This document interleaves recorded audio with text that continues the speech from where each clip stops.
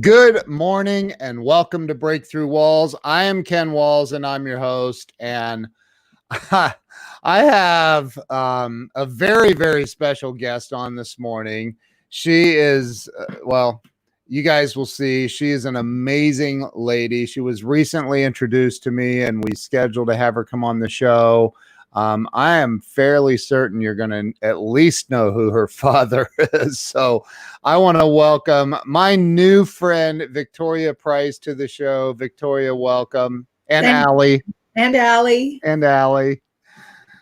How are you doing this morning? Doing great. How about you? I am fabulous. I love the energy. I'm a reader of energy. I just love the energy that you put off. Like, it's just this happy, glowing, loving energy.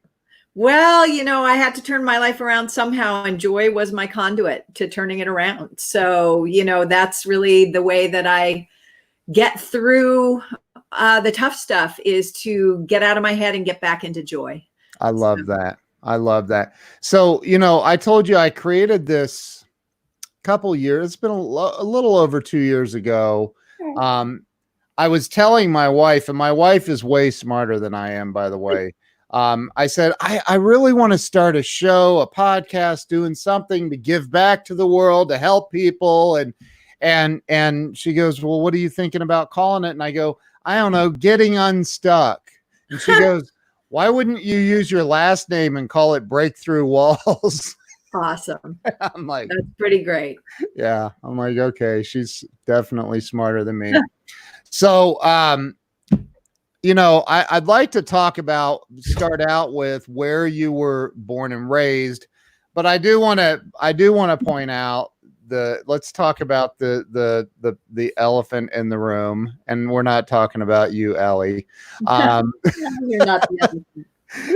But that is that your father is the late, great Vincent Price. Yes, he is. That is absolutely amazing to me. Well, I was very fortunate. I was really fortunate to grow up not with a famous dad so much as a wonderful dad. He just was an amazing, amazing human being. And I'm incredibly grateful that I had him as my dad. That's so awesome. I actually, there's a 45 minute documentary on YouTube about his life and you, and it was pretty neat. I watched a good portion of that last night. So he had an amazing life. Yeah. So where did life begin for you? I grew up in Southern California. Don't hold that against me. But back when California wasn't quite what it is now, although still a place that so many people wanted to be and to live and all of those things. And as I got older, I really realized California wasn't my thing. And I knew I wanted to leave. I spent my 16th year, a little over a year, as an exchange student in Europe. And then I went to college back east. And I've only lived in California, sort of briefly. When my dad got ill, I went back and I lived there when he was ill. But yeah, it's went to New York and then California, but he did end up in California. Yeah. Married a lot of British women though. So he went to England a lot. I was going to say, there's a lot of clips I saw when I was looking that he had or at least pretended to have, a British accent. Yeah. People called him the Englishman from St. Louis. He said he sounded like anyone from St. Louis, but I've met a lot of people from St. Louis and none of them sound like Vincent Price. So right. That's incredible. So growing up with a father that is, I saw that I saw a story you told, I believe, in this video about, you didn't know what your father did at a really young age. You weren't familiar, and your mother, I believe, took you to see him in a play. She took me to see him in Peter Pan, thinking, well, that's a perfect way to, it's a cute show. And here was my dad, this huge, big, beautiful, bright light of a person. And he was playing Captain Hook, and he had a hook for a hand, and he was mean to the kids. And I freaked out, like loudly freaked out. And my mother had to take me backstage during intermission. And there's actually a record of, I think, 7 photographs. I saw them. This, right, completely stressed child to this happy child as my dad's comforting me. But it took me a long time to click, like, oh yeah, my mother must not have been too worried about my future mental health because she was taking all those pictures. Your future mental health. Right. I love that. So yeah, I saw those pictures and it doesn't say anything about, she went from terrified, because you literally were like, why am I sitting on this dude's knee right now? Like to this, like the light came on, like you got exactly. it. Yeah, it was amazing. So you went to college, you said back east, so somewhere on the east coast of the US, right? Yeah. And what did you do after that? What did you follow in your father's footsteps? What happened after briefly that? I thought I wanted to act, and apparently I was good enough to get into a couple of the most prestigious schools, and I wasn't there very long before I realized that it wasn't what I cared most about. So that was my first big aha moment, that what you're good at is not necessarily what you should do. And I knew absolutely that it was a given that I should, not do something that I wasn't passionate about. And it's particularly acting. Acting is not an easy life. Everybody sees all the glamour, but it's a lot of learning to tolerate rejection, and it's a roller coaster ride. And if you're not somebody who wants to do that enough to tolerate the roller coaster ride, you shouldn't get on. Yeah. One of my dearest friends in the world, and new relationship him and I have, is a guy named Glenn Morshower, who's been an actor for 45 years in Hollywood. And he's told me a lot of it's a huge roller coaster ride. It sounds like. Definitely. So you after that, what was your degree in? American Studies, very useful. Basically, I ended up in New Mexico and started taking a bunch of classes and ended up teaching, and I ended up studying celebrity, because really what happened was that I just I needed to understand this really weird world that I'd grown up in that didn't really make a lot of sense, why certain people were given privilege and other people were given no privilege, and why it seemed so completely arbitrary.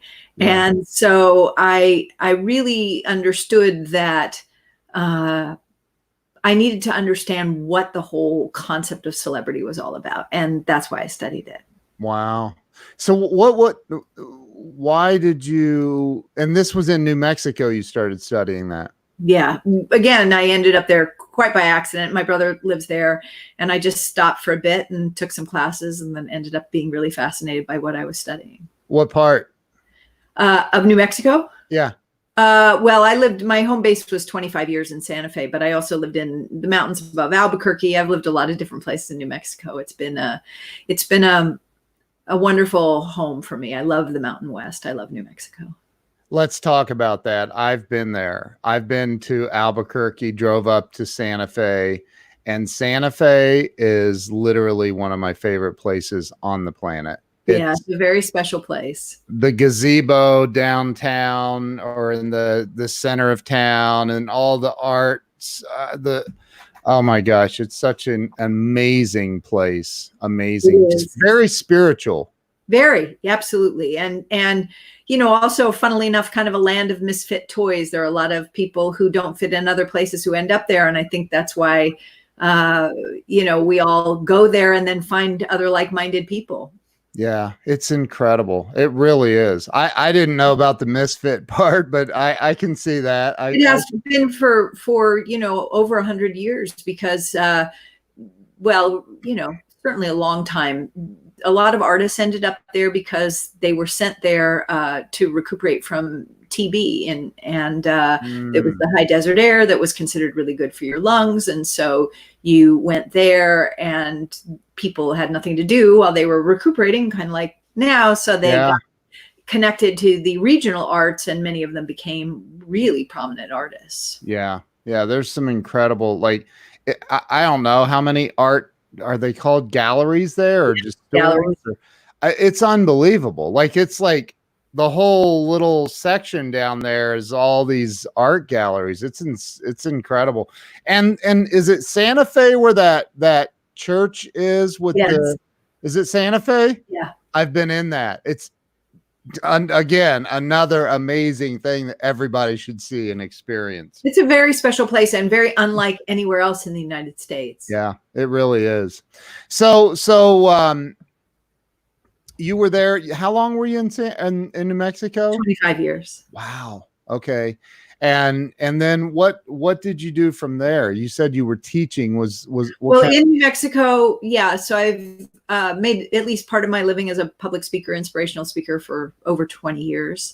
I taught for a long time. Yeah. I had one of the premier art galleries in New Mexico for a long time as well.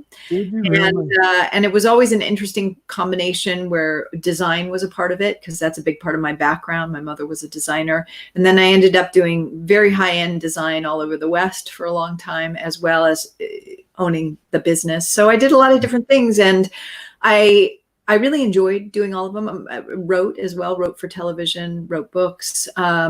Wow. But at some point I realized that I had become a miserable workaholic, and I had to change my life. And that was really where everything began to change. What brought you to that moment where you had the realization? My life fell apart more than once, and I studiously put it back together again. Wow. And, did everything you were supposed to do to put it back together again. And I think it was during one of those times where I realized that I had done everything right. I'd done all the things you were supposed to do to put your life back together again. Yeah. And I was miserable. I was miserable. And it wasn't because of any one or anything in my life. It was how disconnected I was from my own heart. Wow. And you just decided to make a change. Well, I think it was decided for me. I think I got bludgeoned over the head with, just there was no way I could deny that. And I just vowed to change my life. Yeah, I vowed to change my life. And it was very fortunate because that year was 2011, and it would have been my dad's 100th birthday. And there were these celebrations all over the world called the Vincentennial, which was really fun. And so I went out, and instead of, I'd written my dad's biography, but instead of talking about how he lived what he did with his life, the movies, this, that, I talked about how he lived his life.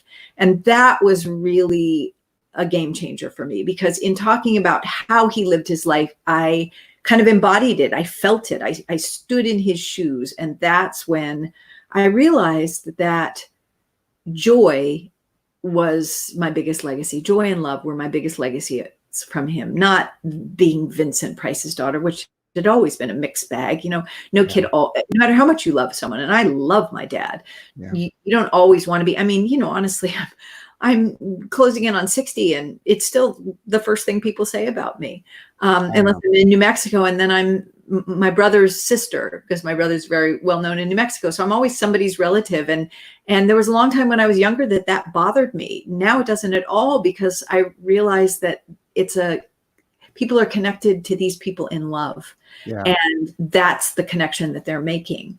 But it took me a long time to recognize that his legacy to me was love. His legacy to me was joy. And then I knew that was the way I was going to turn my life around. And, if it had been that easy, I wouldn't be here talking to you, because it was not easy. It was challenging. Right. I have to say that that's beautiful, the way you framed that. So, and I honestly, I have, I'm friends with Zig Ziglar's kids, and I was like, can I bring that up? Cause I'm always like, I can't imagine. I don't know what that's like. Right. And I don't think most people do. So I can't imagine where your self-identity could easily be lost and turn into resentment even. I never felt resentment. It was more that if I'd been able to understand fully, I understood partially, but if I'd been able to understand fully that the only legacy that matters is the legacy of love, then it would have been much easier to just step into the things that felt like love and express those things. Yeah. But we live in a world, and I think this is why I studied celebrity, that values prestige and power and privilege and all of those things, and it pedestalizes all of them. Yeah. And then we get very invested in having those or keeping those things. And the more we do that, the further away we get from love. And love is, the gas that runs our cars, but we don't know that. We're too busy buying bigger cars to remember to fill them with gas. Right. So you say you turned your life around. Was it really going bad? Or you were just unhappy? Well, I think, I had a lot of wake-up calls. I lost things, like big things, over and over again, like millions of dollars over and over again. Yeah. And so I think that those should have been the wake-up calls. I had a dear friend once who struggled with addiction. And this person had a number of accidents. And every time this person had those accidents, I kept thinking, this is the proverbial bottom that people talk about, where you can only go up. Right. And, that would be the pot calling the kettle black. I really needed to be hit over the head, apparently more than once, to recognize that doing everything right isn't living, and doing everything at breakneck speed isn't living, and trying desperately to prove your worth against some set of standards that have no bearing on reality isn't living. It wasn't until I understood that what my dad gave me was unconditional love, and that is all that we're here to share. And I saw two people just popped up, one person wishing me a happy birthday and another person thanking me for sharing my dad. I love sharing my dad, because I say this sometimes when I talk. I mean, you saw I had my dog on my lap. I love my dog, but no one's asking me to go all over the world talk about my dog, and although I do, slap her up there on social media a lot because I love her so much, but awesome. She doesn't have a fan page with 245,000 people like my dad does, you know? And so how fortunate am I that I get to share a conversation about love where we don't have to get into explaining what this means. We're all on the same page. I told this story. We do this. We started these virtual Vincent events. They're really, really fun. We did 2 Saturdays, and then this Sunday, this will be our 3rd, and this one's a dinner. So we're all going to eat dinner together and share recipes and stuff. That's awesome. And because my dad wrote 4 cookbooks. And so I shared this in the last Zoom call. I said, Peter, who's my co-host and my business partner in England, we do a lot of these Vincent events together. We were in, I don't know where, Luxembourg. And I was at a gig, and we were trying to find some gas to fill up the car before we returned it at the airport. Yeah. We were just chit-chatting, and he said, when I was a kid, I kept your dad had the most beautiful handwriting. And so I would copy his autograph so that my autograph would be like his. I said to him, me too. I did the exact same thing. Oh, wow. And all of a sudden in that moment, I was like, he wasn't somebody I'd met because he was a fan and I was the daughter. Like, we were different entities. Yeah. We were both 2 kids who loved this person and loved him enough to try to imitate him. And that was this aha moment. I thought, oh my God, we're all the same. We are all, we are all people who love Vincent Price. And I get to share that with hundreds of thousands of people. How fortunate am I? And people remember, love him. That's amazing. You're walking around with his genes. No, I'm not. There's a guy named Brian Hewitt in England who literally is walking around with his jeans. He bought a couple pairs of my dad's pants. And one day at some group event we were doing, he showed up with these pants. And my dad was 6'4". And these things, it was like Jolly Green Giant. We were all looking like, oh my God, those are huge. But my dad and I did have the same like inseam, believe it or not. I'm tall. I'm just like my dad. I'm a slumper. So I almost could walk around in his jeans. That is awesome. So you had this aha moment, and listen, I can relate because I'm very transparent about this. I have 17 and a half years of sobriety and recovery. And so I can relate to the whole, man, life's got to change. Yeah. Like, it's not cool the way I'm living. And the love, I can so relate to that. Like, I totally can relate to that. Well, workaholism is the sanctioned addiction, right? Yeah, right. Workaholism is allowed, and it doesn't show. You're theoretically your body chemistry theoretically doesn't get altered, or you don't gain 200 pounds, or you don't have credit card debt. Yeah. But it's still an addiction. Sure it is. And I'm still a workaholic, I just am not a miserable workaholic. So every day is, every day is progress, not perfection. Every day is one step at a time. Just in the last couple of days, I realized I hadn't taken a day off other than travel days since early January. And I was like, I didn't even care what I was doing. I could hardly stare at the screen anymore. I was grateful for the work in my head, but the rest of me was like, ugh. And so I had this whole plan to take all of yesterday off. Somebody noted it was my birthday yesterday. And then I realized like that was also like the binge purge mentality of workaholism. And I realized that I needed to learn how to actually not be a workaholic every day. So it was actually Sunday. I thought, I'm going to take like 3 hours off on Sunday afternoon. And then yesterday I worked a little and took like 6 hours off. And today I walk every day, but today I'm going to, in addition to my walking, I'm going to make sure that I, lie on the sofa and read something for half an hour, or just sit where I am, there's rocking chairs and I can sit on the front porch and look at the birds. I know that it's still a work in progress. Well, my wife just said it before I could. I didn't want to interrupt you. I had no idea it was your birthday. So happy belated birthday. I don't celebrate my birthday. So I have no idea how anyone even knows that it's my birthday.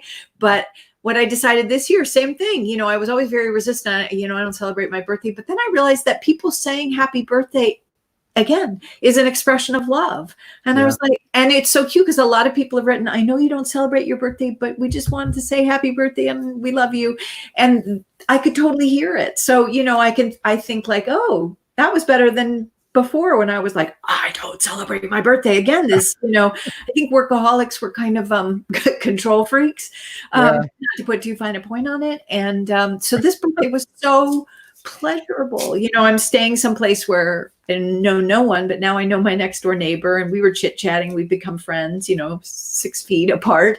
And she's just lovely. And I came out last night and my lawn was mowed. She'd mowed my lawn. Wow. It was so sweet. And I was like, she said, I just felt like doing it, and I was hoping you were actually taking a day off. I mean, how sweet is that? That is so sweet. That's something my wife would do. She would really? Oh, absolutely.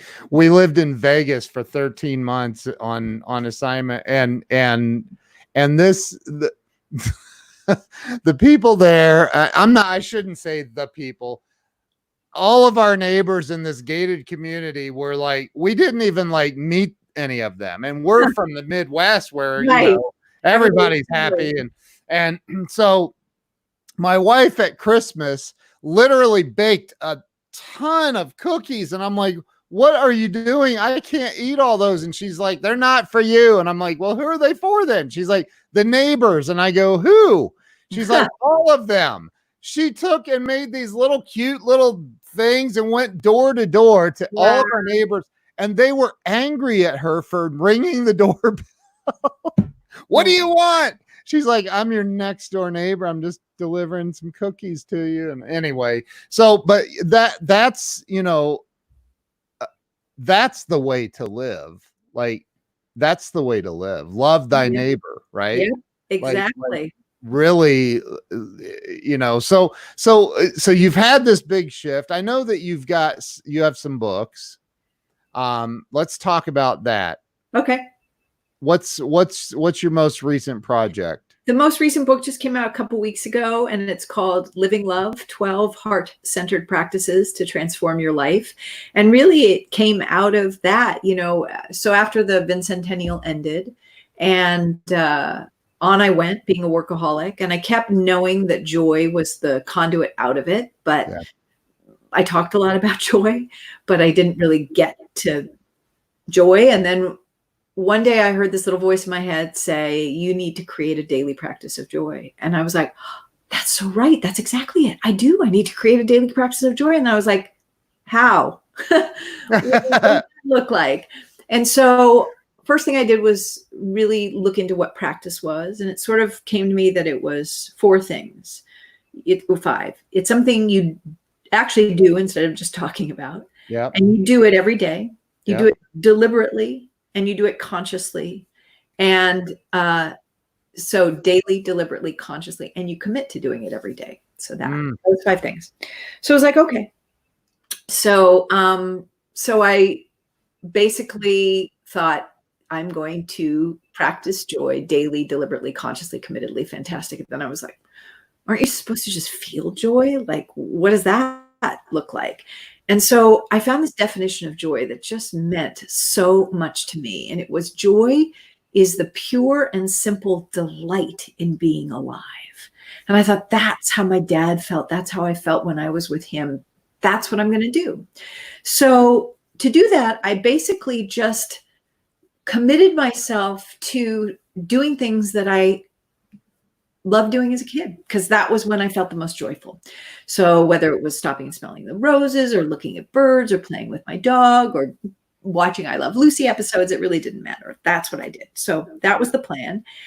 And what I noticed was that first it was 20 minutes a day, and then it was so much fun, it became longer and longer. During that period of time, instead of having this problem that I was trying to solve, I was the person. I was living as if I was the person I knew myself to be inside, that joy-filled person. And the more I practiced, the more I became that person. And I realized that I had spent my entire life seeing myself as having these series of problems that had to get fixed. So we got problem, and then we got me trying to fix it. Right. And all that happened. And I was like, and then I'd pull back and I go, I got to fix this problem. I have no joy. I have no joy. Fix it. Right. And when I practiced joy, I was joy.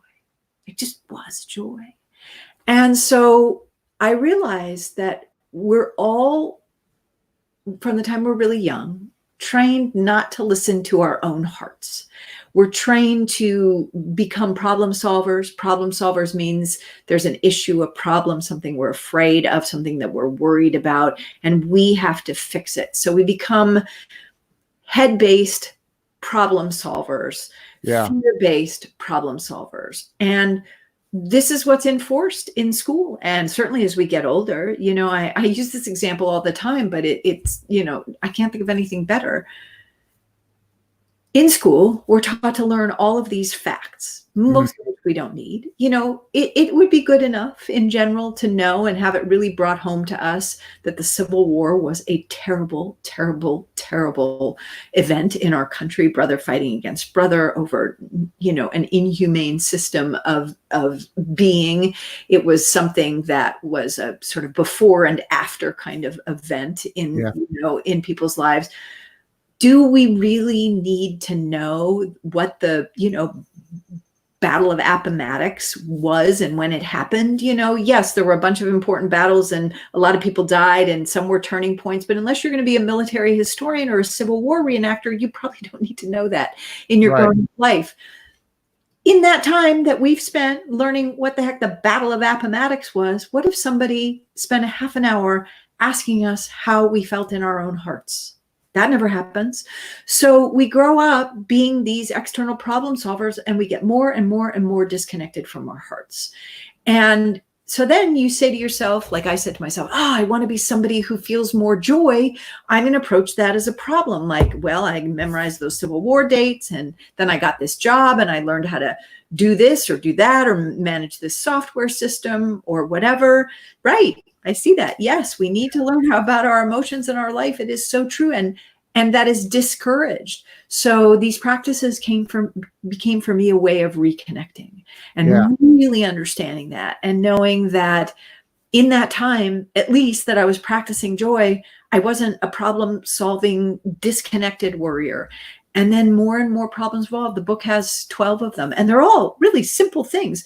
Some of them you have to go deep, and you have to kind of push past your resistance. Yeah. Because we all have serious resistance to this, because, if I say to you, love with the capital L, with the big L, has the power to heal everything that's going on in the world right now. Everything. If we were a love-based society, people would be like, oh yeah, that sounds really nice. Okay, so what about this problem? What about this problem? What about this problem?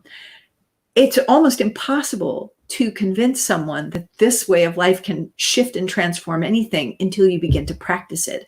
And you realize that if you are practicing love and joy and gratitude and connection and surrender and centering and balance and all of these things, you don't have time for all that worrying, and your life is actually manifesting and rolling out and affecting other people in the same way. At least that's been how I've experienced it. And what seems to happen is when you're really hooked up into that, you connect with other people who are similar. Yeah. Yeah. Here's Cindy saying the same thing.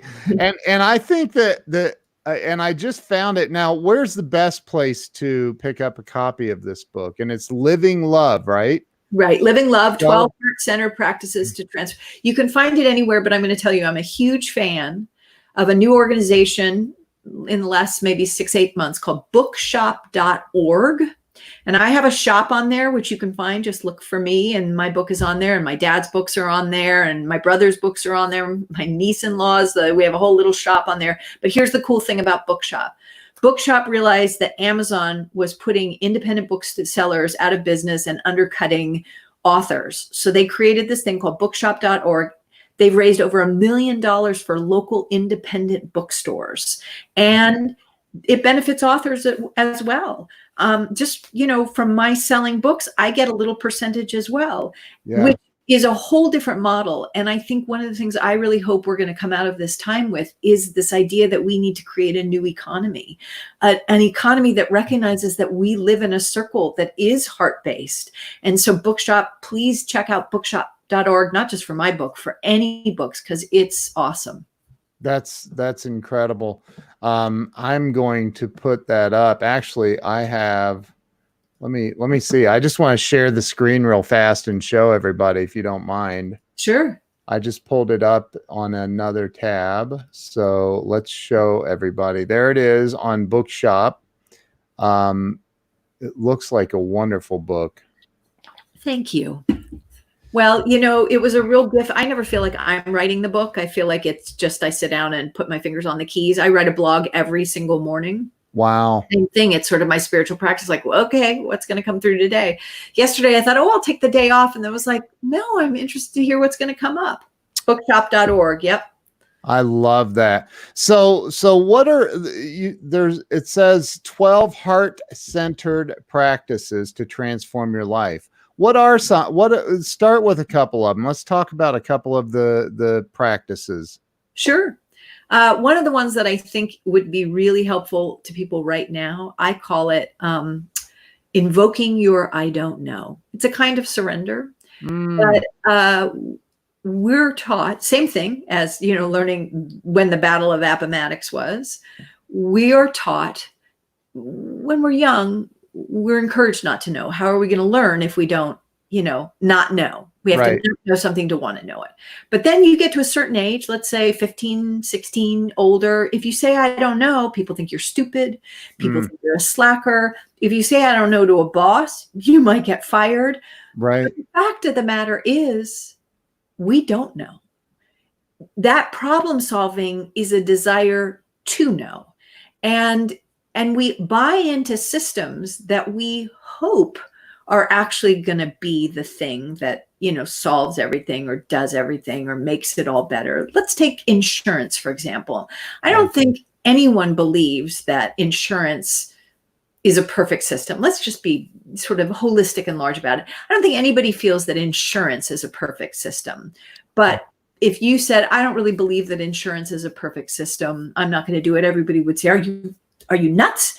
It's insurance. You have to have insurance. You have to. And then if you said, well, I've paid into insurance now for 30 years. And every time I go to the doctor, this happens or that happens or this happens, or every time, I call and I, need my roof repaired, they say, well, that's a pre-existing, or that can't happen, or that's not covered because you weren't hit by a tornado. And then you think, so what exactly am I paying into that insurance for, right? Right. We are paying into that insurance because we are told that it is the solution if something we don't know is going to happen.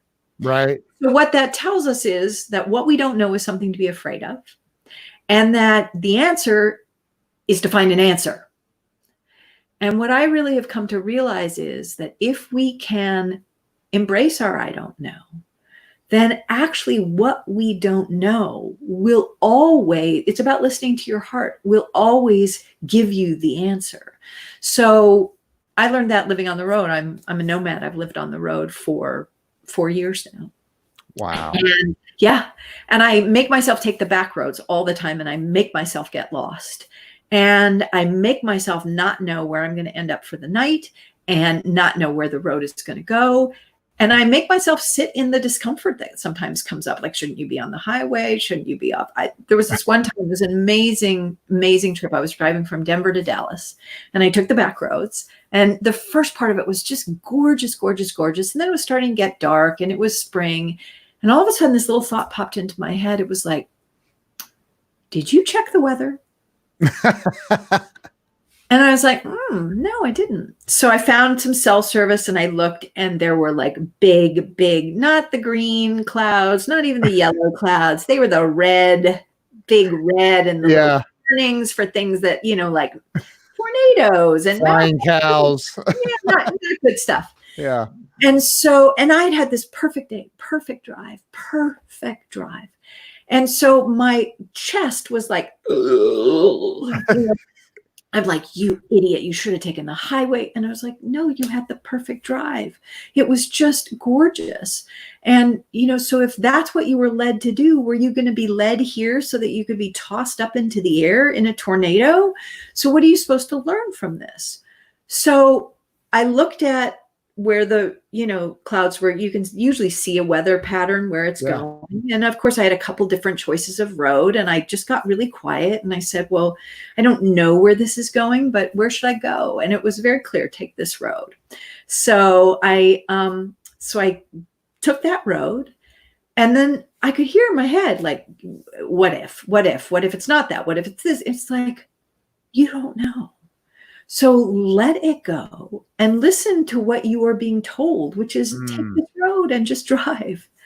So the most amazing thing happened.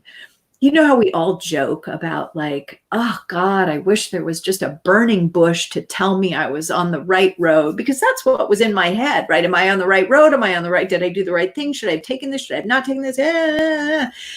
Right. Literally, I swear to you, because it was sunny over here and black. I mean, not gray, black over here. And I'm like, what's that?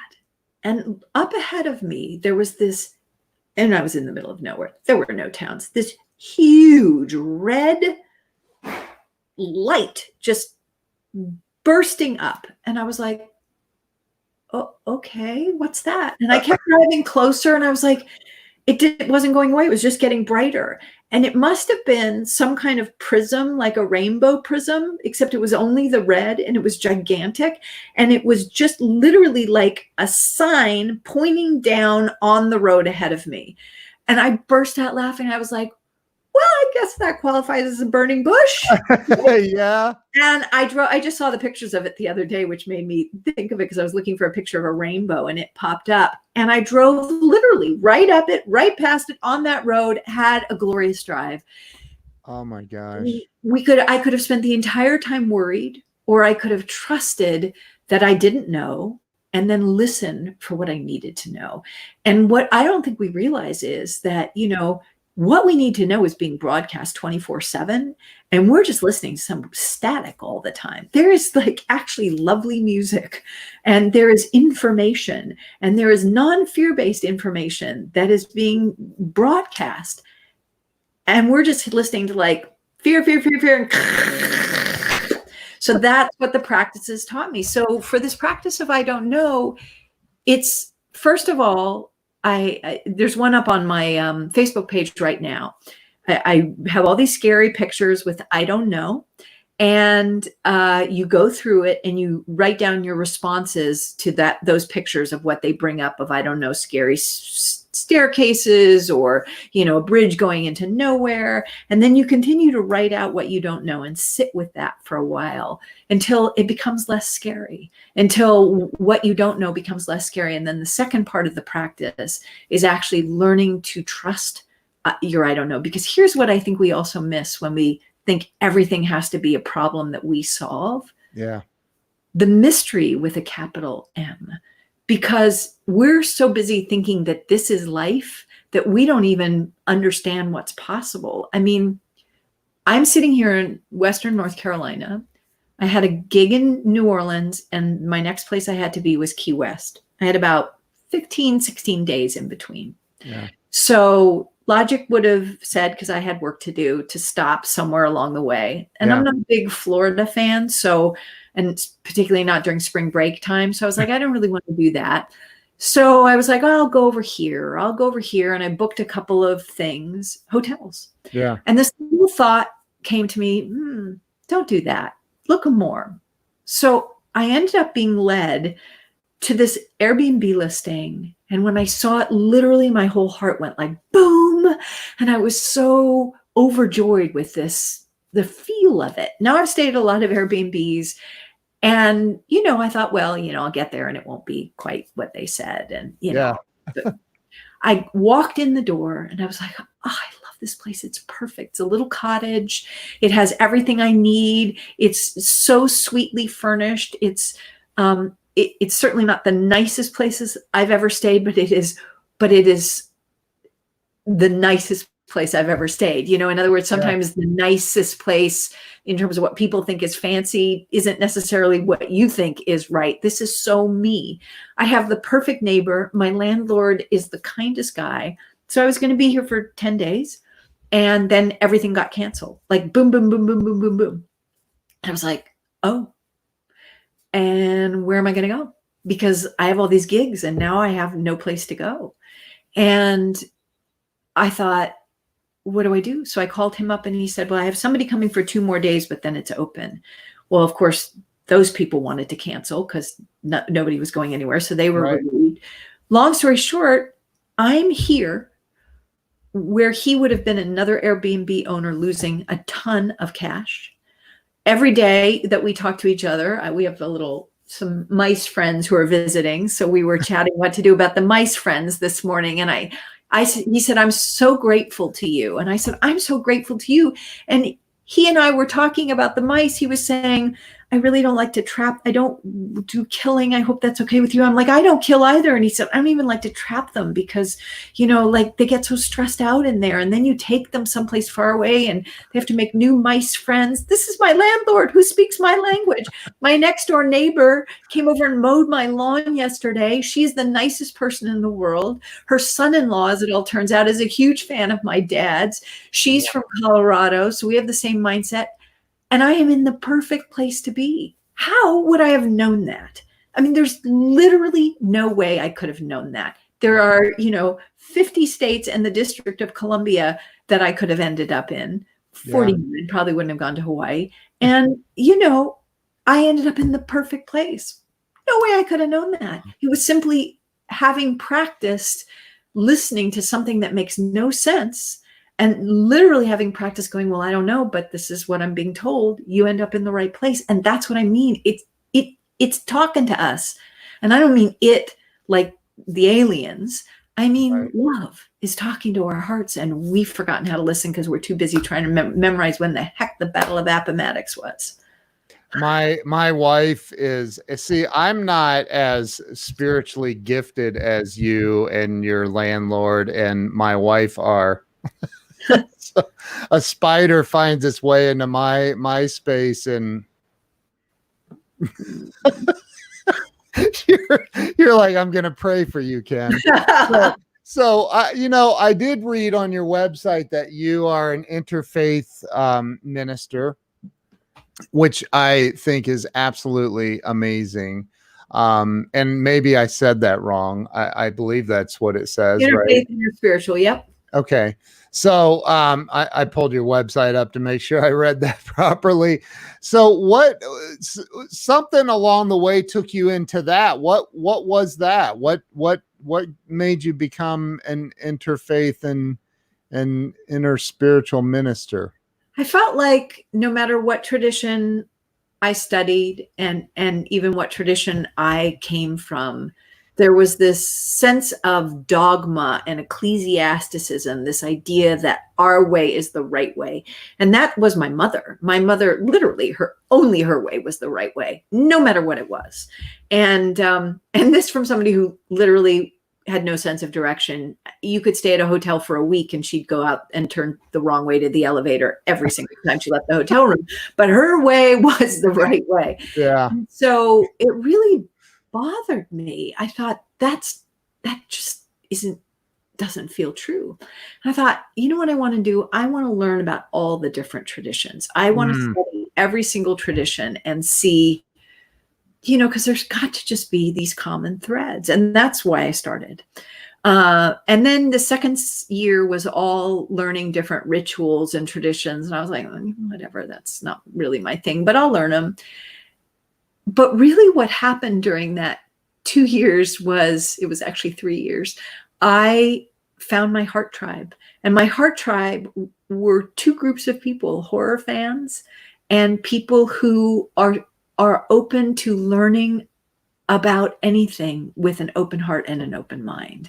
And so, and that's one of the things that I think is really interesting right now. My blog this morning was about openness, being open. And I was struck by the fact that we're all using the word right now. Are we ready to reopen? Is it time to open for business again? Yeah. We're having all these conversations about openness, but in a not very open way. We're all saying this way's the right way and that way's the right way. It's that same problem. We got a problem. We got to solve it, as opposed to like, let's be real. There's no model for this.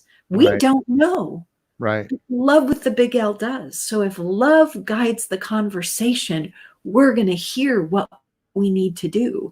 And there are people absolutely doing that. Restaurant owners who are saying, and certainly there are restaurant owners who want to get back to business, who want their employees to get back to business, but they're saying, we're not feeling like the time is right now. And we're going to try to listen. That's what I respect, not this sort of, it's now, it's not now, it's now. You're wrong for thinking it's now, and you're wrong for thinking it's not now. That's not the point. The point is none of us know. So let's figure out how to have new conversations about what we don't know. Right. I love that. I've said for many years, and I won't go into the whole story at all, but I had this huge spiritual epiphany. I've meditated every morning of my life for the last 16 and a half years. And, I've said there was this moment where I'm like, humans in their finite capabilities have to put a face on something that they can't necessarily see. And hence the birth of so many religions across the globe. And I've said, God is just love. Like, that's it. There's no other definition. Like, that's just, God is just love, and not this. I don't see God as this hellfire and brimstone, like you're not, I just don't see it that way. I see God as love, and that's it. I don't know any other definition of it. So now this is a spider killer talking to Hey, progress, not perfection. I try to rescue spiders too, but every so often it doesn't work. Yeah. I get it. So, wow. I just feel like, first off, I want to say a huge thank you for coming on my show. And you're amazing. Right back at you. This is I, such a joyful conversation. And that's the thing, like everybody who's commented, that's what we're here to do. Have these kinds of conversations, right? yeah. Yes, we can remain open, or yes, being open or closed-minded is a choice. And we forget that. We forget that because we don't see ourselves as closed-minded, Right. We don't.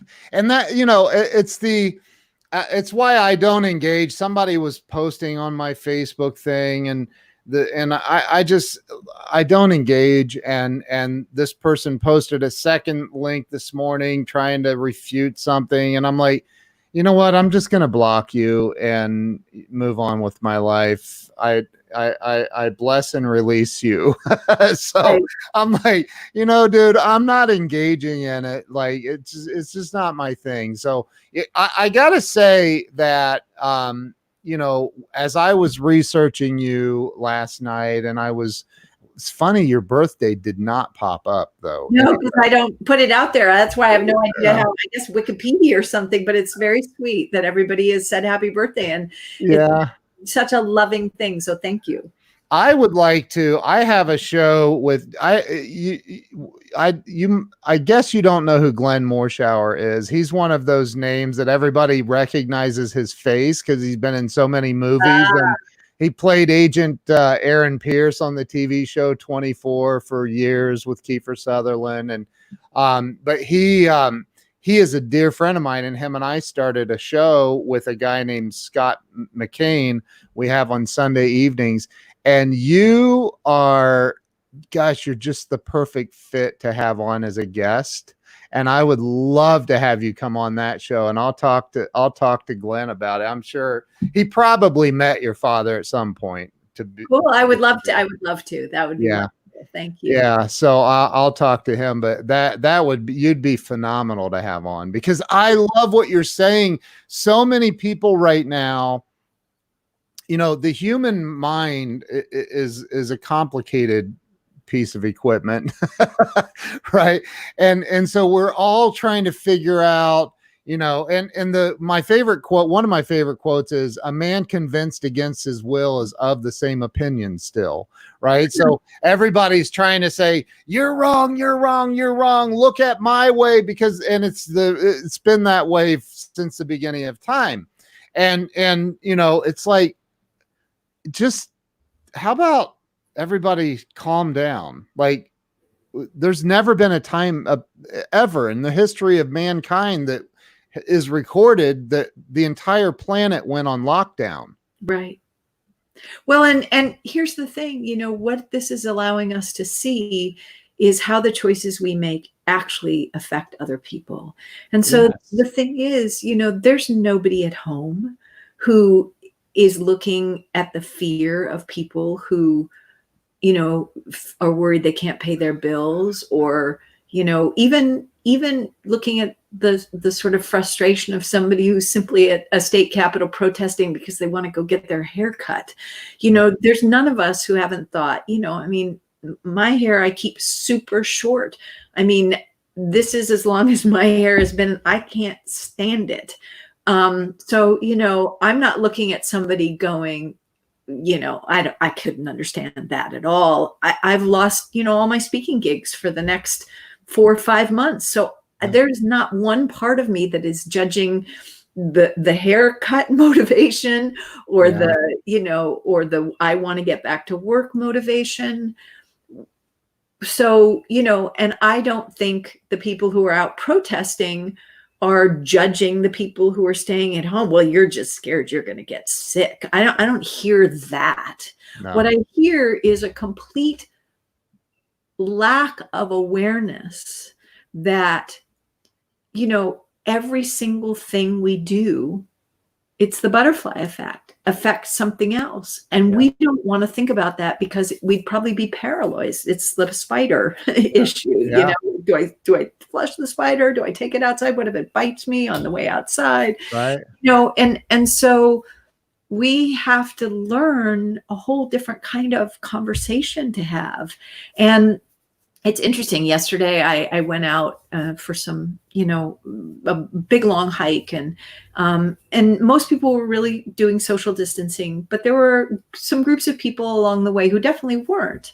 And what was interesting was, most of them were young, and I thought, certain young people, they're so active and caring about the environment, and they're wondering why we don't, but then I think they believe that this is an old person's disease, so it doesn't matter if just young people get together.